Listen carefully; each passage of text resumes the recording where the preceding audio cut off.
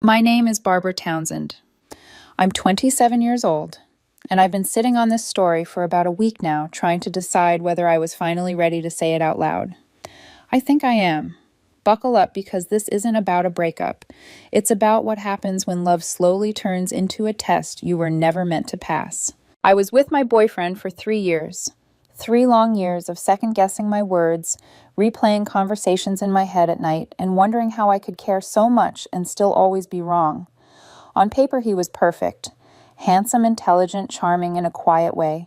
He came from a good family, had a stable job, and knew exactly how to make a great first impression. Everyone loved him, including me. At least at first. The problem wasn't that he was cruel. That would have been easier. The problem was that he expected me to just know things, what he wanted, what he needed, what he meant, without ever saying them. And when I didn't.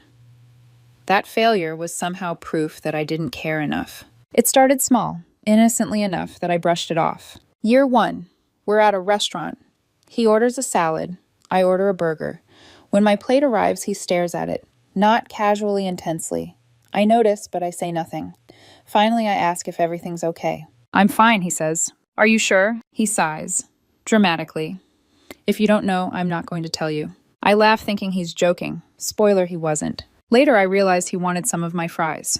But I was supposed to offer without being asked. When I finally did, he shook his head. It's too late now. I remember thinking it was a quirk, something couples laugh about later. I didn't realize I'd just failed my first exam. By the end of year 1, these moments were everywhere. Small pauses, heavy silences, expressions that meant I was supposed to decode something. And every time I asked for clarity, the answer was the same. A real girlfriend would just know. Year 2 was worse. For his birthday, I bought him a watch he'd admired weeks earlier. He barely smiled. I just thought he said carefully that if you really loved me, you wouldn't need hints. Valentine's Day wrong again. I planned a surprise dinner at his favorite place. He wanted something more intimate. Our anniversary, I made the fatal mistake of asking what he wanted to do. If I have to tell you, he said, disappointed, it doesn't count. By year 3, I was exhausted. Every conversation felt like walking through a dark room filled with tripwires. I was always apologizing, always trying harder, always wondering how someone could feel so unloved while being so adored. Then came the weekend trip. Beach or mountains, I asked. Just give me something to work with. I shouldn't have to, he said coldly. 3 years together and you still don't understand me. And that's when something inside me finally went quiet. I looked at him and said the words I'd been afraid to say for years. You're right. He blinked, surprised. And for the first time, I didn't rush to explain or apologize. You're absolutely right, I continued. I should just know. And suddenly I did. By the time I said those words, you're right, something fundamental had already shifted inside me, even if I didn't fully understand it yet. But to explain how I got there, I need to rewind a little, because the truth is, I didn't wake up one day suddenly exhausted. That exhaustion was built layer by layer, disappointment by disappointment, until it became my normal. After that first year, the quirks stopped feeling cute. They started feeling like rules, unspoken ones I kept breaking without ever being told what they were. Year 2 was when everything became a test. Not openly, of course. Nothing was ever stated outright. It was always implied, suggested, left hanging in the air between us, like a smell I couldn't quite place, but couldn't escape either. His birthday came first. I spent weeks planning it, convincing myself that this time I'd get it right. I didn't just buy him something expensive, I bought him something personal. A watch he'd lingered over in a store window weeks earlier, the kind he'd commented on casually. Like he didn't expect anyone to remember. I remembered. I even wrapped it myself, sitting on my bed late at night, imagining his face when he opened it. He smiled when he saw it, just briefly. Then he tilted his head. You got this because I showed it to you. Yes, I said carefully. Because you liked it. That's not really the point, he replied. A real girlfriend would have picked something on her own. It's about the thought. The word thought stuck with me. I replayed it later, lying awake, wondering how much more thought I could possibly give than I already had. I told myself I was being sensitive, that he didn't mean it harshly, that relationships required adjustment. Valentine's Day was next. I planned a surprise dinner at his favorite Italian place. Candlelight, wine, dessert he loved. I thought I'd nailed it.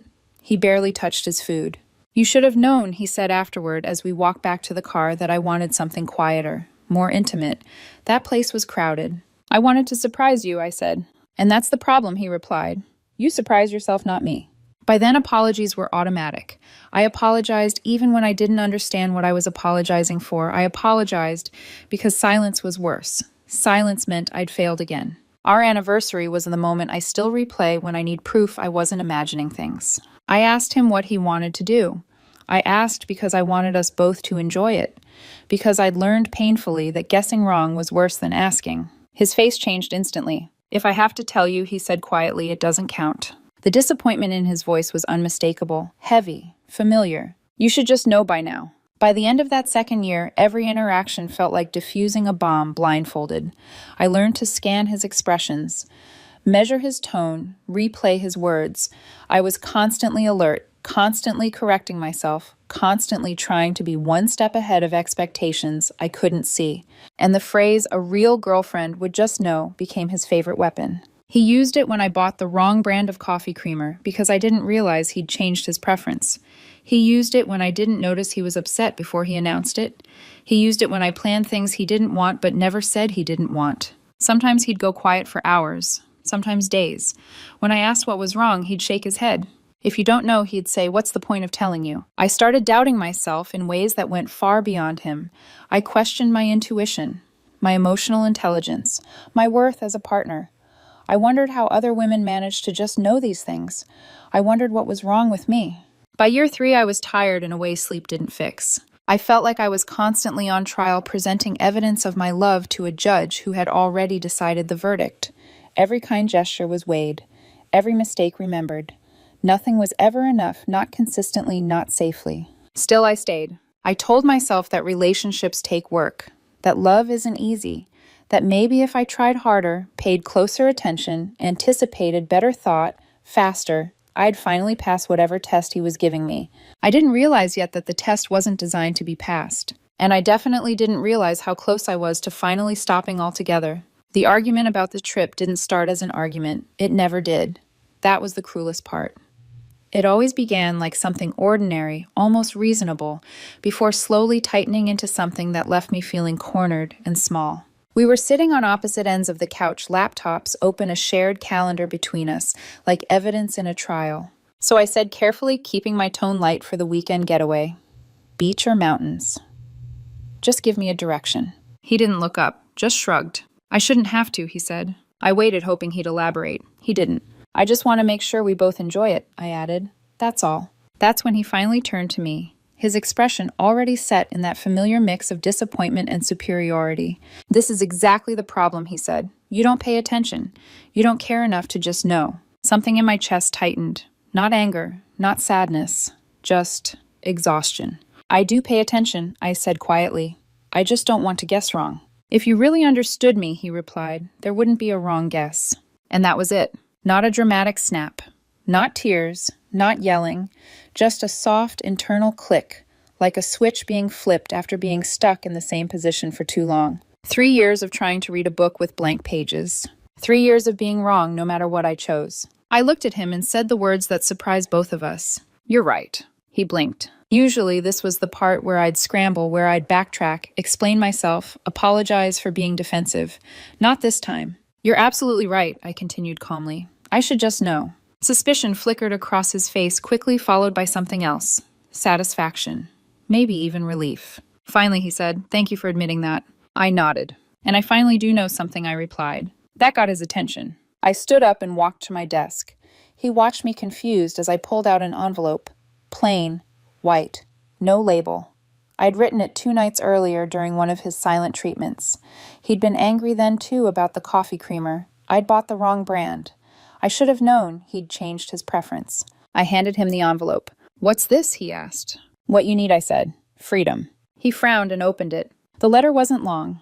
3 paragraphs. No accusations, no drama, just facts. I wrote that we weren't compatible, that I couldn't be the person he needed, the one who could anticipate unspoken desires and pass invisible tests, that I wished him well and hoped he'd find someone who could meet his expectations because I clearly couldn't. He read it once. Then again. Then he looked up at me with an expression I'd never seen before. Shock. "You're breaking up with me," he said slowly in a letter. "I figured you'd want me to just know this was the right way to do it," I replied evenly. "No need to discuss. A real girlfriend would just know, right?" For a moment he just stared at me. Then his face crumpled. He started crying. "You can't be serious," he said. "Over something this small." "It's not small," I answered. "It's 3 years of never being good enough, no matter how hard I try. I'm done guessing." I grabbed my jacket. He was still sitting there holding the letter like it had betrayed him. "I'll stay at a friend's tonight," I said. "We'll talk logistics later." I didn't wait for his response. As I closed the door behind me, I felt something I hadn't felt in years. Relief. I thought that was the end of it. I was wrong. It was just the beginning. I stayed at my friend's place that night, slept on her couch fully clothed, staring at the ceiling while my phone buzzed on the coffee table like it was alive. I didn't answer a single notification. Not the texts, not the missed calls. I needed silence more than I needed closure. The first 48 hours after the breakup were deceptively calm. He cycled through emotions quickly: confusion, anger, dismissal. One text said, "We need to talk." Another said, "You're being dramatic." A third accused me of throwing away 3 years over nothing. I read them all. I replied to none. Then, on the third day, his mother called. I almost didn't answer, but she'd always been kind to me. Warm. The type who hugged too long and talked about the future like it was already decided. I'd been the stable girlfriend in her mind, the one who'd eventually marry her son and give her grandchildren. So when her name popped up on my screen, I sighed and picked up. "Sweetheart," she said immediately, voice thick with concern. "What's going on?" "My son is a mess." With respect, I said carefully, already bracing myself, "I think you should talk to him about that." "He says you broke up with him over coffee creamer," she replied. I almost laughed. Almost. "That's not accurate," I said. It was 3 years of being expected to read his mind and being punished when I couldn't. There was a pause, then a gentle chuckle. "Oh, honey," she said, "that's just how men are. We want our partners to pay attention." "There's a difference between paying attention and being psychic," I replied. "I tried for 3 years. I'm done." She shifted tactics immediately. "His father and I have been married for 30 years, she said. "Do you think I didn't have to train him?" "Training implies someone tells you what to do," I answered. "He never told me anything. He just got upset when I didn't magically know." Another pause, this one sharper. "Well, she said maybe if you'd tried harder." "Goodbye," I interrupted. "Please don't call again." I hung up before she could respond, my hands shaking just slightly. I thought that would be the worst of it. It wasn't. Day 4, around noon, someone knocked on my apartment door. I'd moved back in the night before. It was my lease, after all. He'd chosen to stay with a friend. I opened the door to find his sister standing there, arms crossed, jaw tight. She had the energy of someone who had peaked years ago and was still furious about it. She didn't wait for an invitation. She pushed past me into the apartment. "We need to talk about what you're doing to my brother." "I'm not doing anything to him," I said, closing the door behind her. "I ended a relationship." With a letter, she snapped. "Do you have any idea how humiliating that is?" I raised an eyebrow. Should I have just known the right way to do it? She didn't find that funny. "You're ruining his life," she said. "He hasn't eaten. He hasn't slept. He's been crying for days." "That's unfortunate," I replied calmly, "but it's not my responsibility anymore." She stared at me like I'd slapped her. "He loved you," she said. "He was going to propose." That stopped me. "I was never going to say yes," I replied. Her face went white. "What?" I realized about 6 months ago that I couldn't marry someone who made me feel like a constant disappointment, I said. The only reason I stayed was because I kept hoping things would change. They didn't. Her voice rose. "So you led him on for 6 months?" "No," I said. "I tried for 6 months. There's a difference." She stormed out after that, calling me heartless, cold, selfish.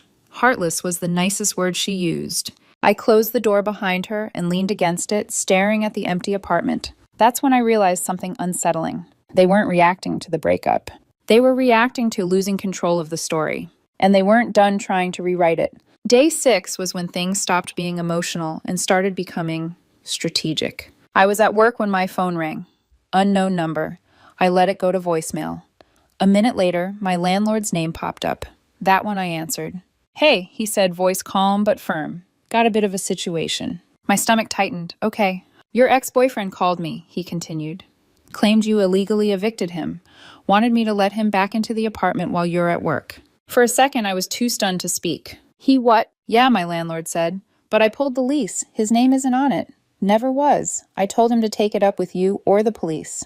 I exhaled slowly. "Thank you." "You're covered," he added. "If the cops come by, I'll show them the same paperwork." They did come by. 2 officers showed up that evening, polite and professional. I showed them the lease. I showed them text messages proving he'd left voluntarily to stay with a friend. I pointed out that in 3 years, he'd never paid rent and had never been added to the lease. The older officer nodded. This is a civil matter. He can retrieve his belongings with your agreement, but he has no legal claim to the residence. The younger officer glanced down the hallway where my ex was standing with his arms crossed, performing his best wounded act. Even sympathy couldn't override documentation. He was given 2 options to collect his things, Saturday or Sunday. Daytime hours only. I would be present the entire time. He wanted to come on a weekday evening. I should have known that, apparently. I said no. Saturday, I stayed home and packed. I was methodical about it.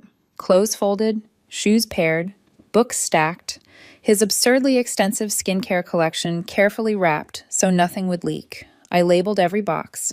Bedroom, bathroom, closet, desk. That's when I found the journal. It was wedged behind the nightstand, probably fallen months ago. I wouldn't normally read something so private. I know that. But as I lifted it, a page slipped open. An entry from about a year earlier. She didn't get me anything for our 2-year anniversary. Well, she got flowers and took me to dinner, but nothing real. I tested her. Didn't tell her what I wanted. Waited to see if she'd figure it out. She didn't. I sat down on the bed. Mom says I need to be more direct, but I think if she really loved me, she wouldn't need directions. My friend at work agrees. She says her girlfriend always knows what she wants. I think she's exaggerating, but it sounds nice. My hands were shaking now. I'm going to keep testing her. If she passes, I'll know she's the one. If she fails, well, that tells me everything I need to know. I closed the journal. There it was, in his own handwriting. 3 years of exams I was never meant to pass. Silence used as punishment. Confusion used as leverage. Love measured by guessing games. I didn't confront him about it. I didn't need to. I placed the journal carefully into one of his boxes and sealed it shut. By the time Sunday came, I wasn't angry anymore. I was ready. Sunday morning arrived with a heaviness in my chest that coffee couldn't touch. I'd slept badly, waking every hour replaying conversations that hadn't happened yet.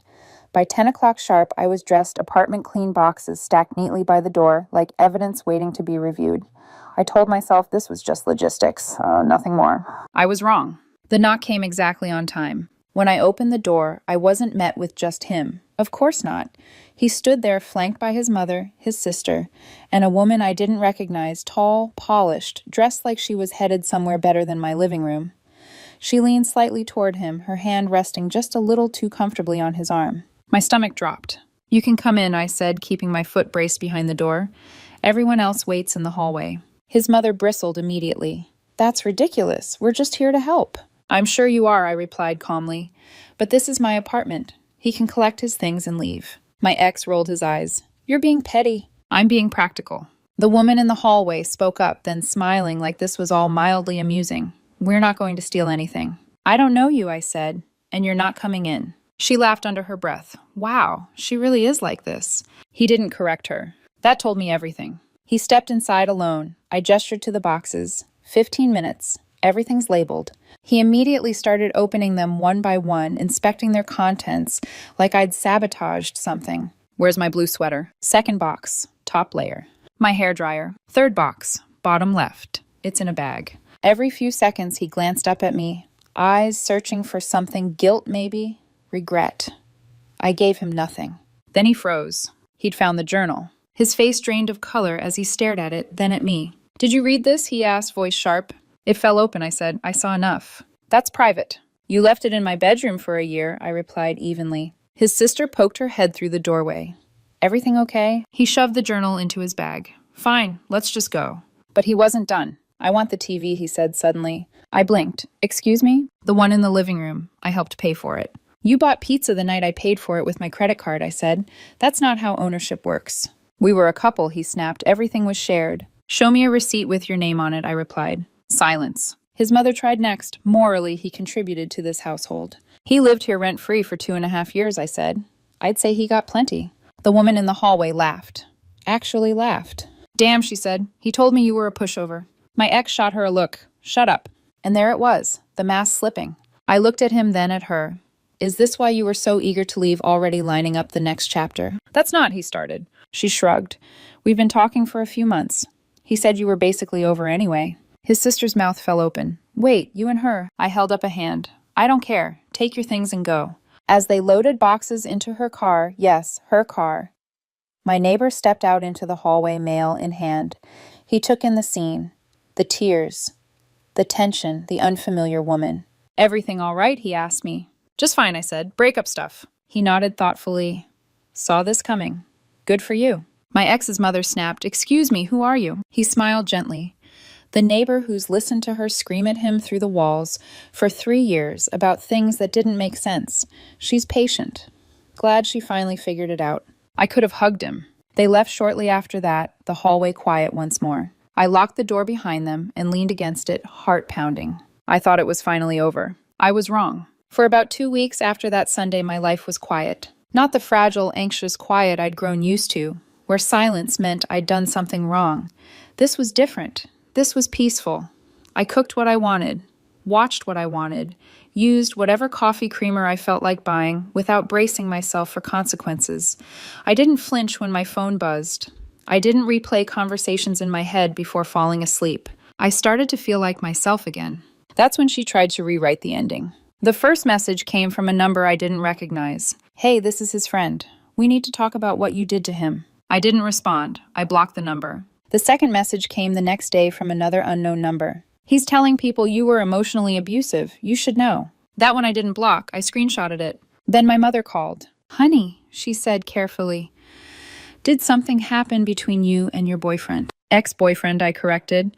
"And yes, we broke up about 3 weeks ago." There was a pause, then his mother called me. My hands started shaking.